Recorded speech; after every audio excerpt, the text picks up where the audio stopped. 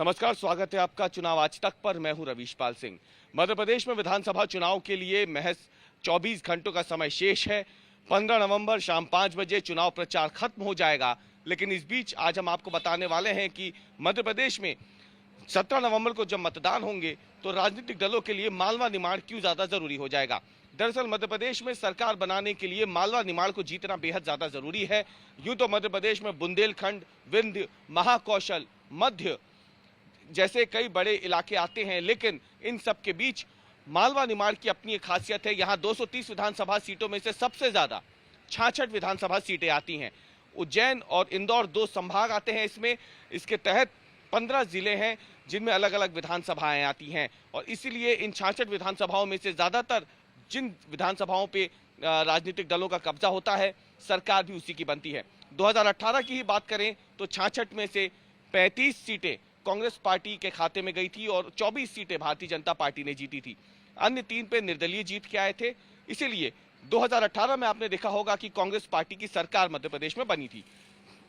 2013 के विधानसभा चुनाव की बात करें तो 66 में से 56 सीटें जो है वो भारतीय जनता पार्टी ने जीती थी।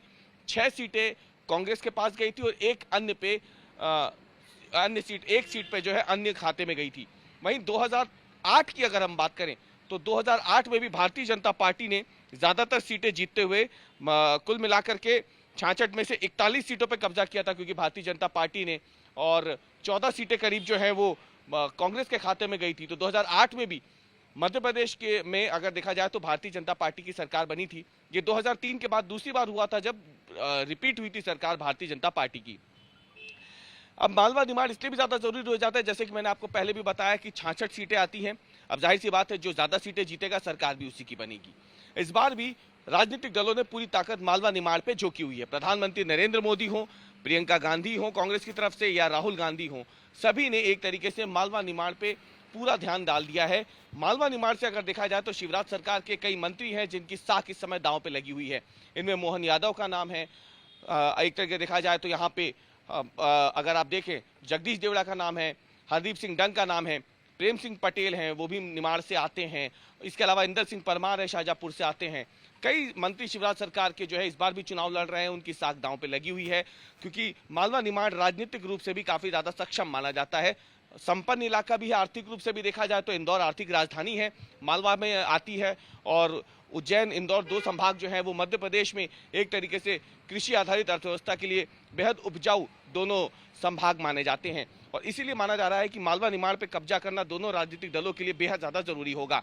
अब आपको बता दें कि कौन कौन से प्रमुख उम्मीदवार है। जो हमने आपको मंत्रियों के नाम गिनाए वो तो हैं, लेकिन इसके अलावा कैलाश विजयवर्गीय की साख यहाँ पे दांव पे लगी है, अर्चना चिटनिस की साख दांव पे लगी हुई है, शिवराज सरकार के मंत्री है विजय शाह, वो भी यहीं से हैं।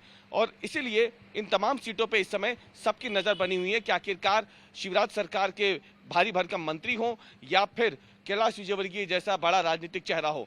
आने वाले विधानसभा चुनाव में इन सभी की साख इस समय दांव पे लगी हुई है और इसीलिए विश्लेषण यही है कि जिसने मालवा निमाड़ पे कब्जा कर लिया मध्य प्रदेश में भी उसी की सरकार बनना लगभग तय है। और यही वजह है कि 230 विधानसभा सीटों में से सभी राजनीतिक दलों ने, प्रमुख राजनीतिक दलों ने, कांग्रेस और भाजपा ने मालवा निमाड़ की इन 66 सीटों पर एक तरीके से अपनी पूरी ताकत झोंक दी है।